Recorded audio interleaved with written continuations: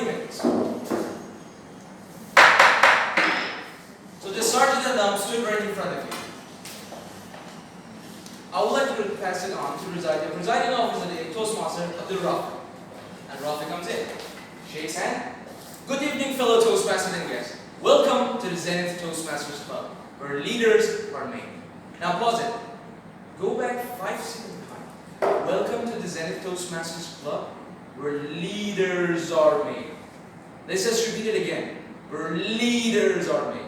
So basically in Toastmasters Club, whenever you come in every single session, we always emphasize on one point, where leaders are made. And today, I'm going to talk about what exactly leadership is. Fellow Toastmasters and guests, my name is Komeil, and my project is to define what leadership is. Today, I'm going to talk about different methods of leadership, and I'm going to point back to my life, where I applied such things, even though I just learned about it a week ago.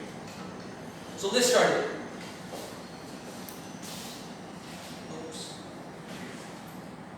So based on the Toastmasters evaluation of forms, there are 8 different styles of leadership. The first being bureaucratic, authoritative, innovative, pace-setting, democratic, affiliative, coaching, and altruistic. Now, as of now, the words will be seem hard, but I'm going to go one by one and explain how we're going to happen. The first leadership style, bureaucratic leadership.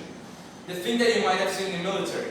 Well, there's only one leader, says one thing, and you have to follow regardless. The communication style is from top to down. Where I'm the leader, you have to follow exactly what I'm going to say. Now let's just reminisce. When we're in a class, the teacher says one thing, and you have to follow the exact thing. That is what we call bureaucratic leadership. But we have to understand, can we apply such leadership in every single stage? We can come back to the second last point. This style is not effective when you try to lead a highly skilled individuals. It means when you're in a company where you have highly skilled individuals, you cannot micromanage every single one of them. So perhaps bureaucratic leadership is not for you. But consider the fact, when you have to make a decision in a short amount of time, this perhaps may be the best option for you. The second method, authoritative leadership. Again, the leader stands and gives a vision. For example, our Prime Minister Imran Khan, we have a vision in front of us that after X amount of years, we're going to achieve one thing. But at the same time, effectiveness will go down because you have to give explicit guidance to all the members. For example, I just established a company and my vision is within 10 years, we will be a part of Fortune 500. Okay, that's a good vision. My leadership is perfect, but do all of you know exactly what you're going to do to achieve this goal? This is very important. But if this style will be effective when you want to change your direction.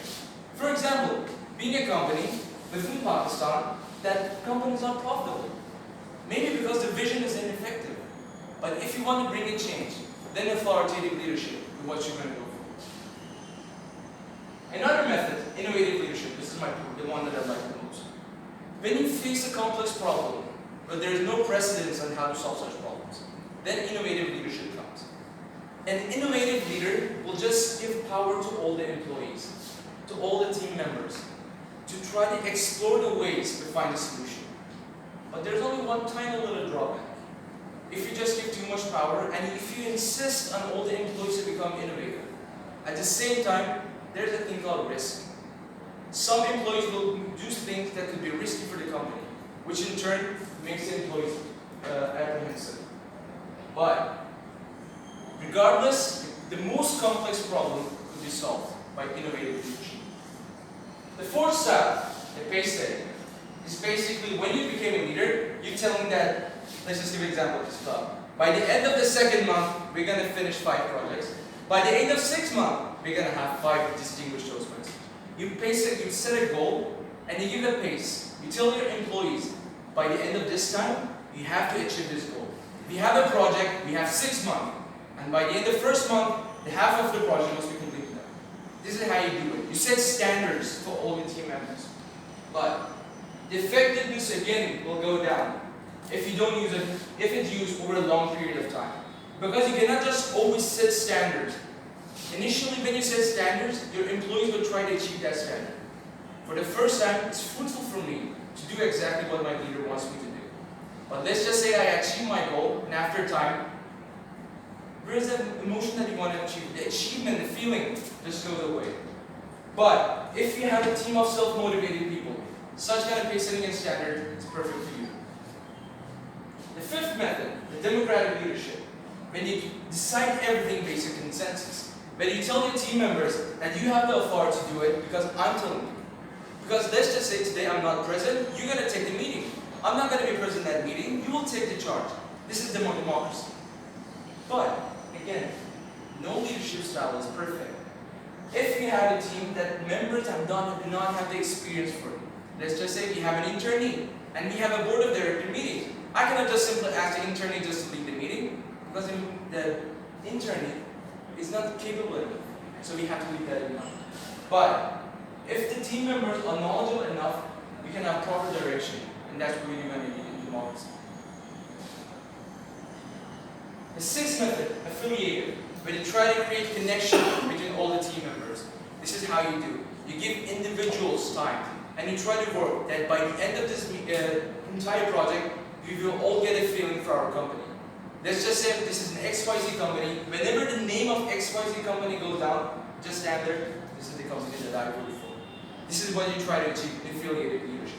But the problem is, you don't get enough time to interact with all the single members.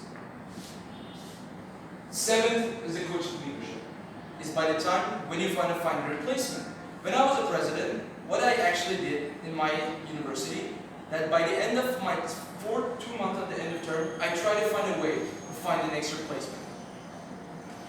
I finally altruistic leadership.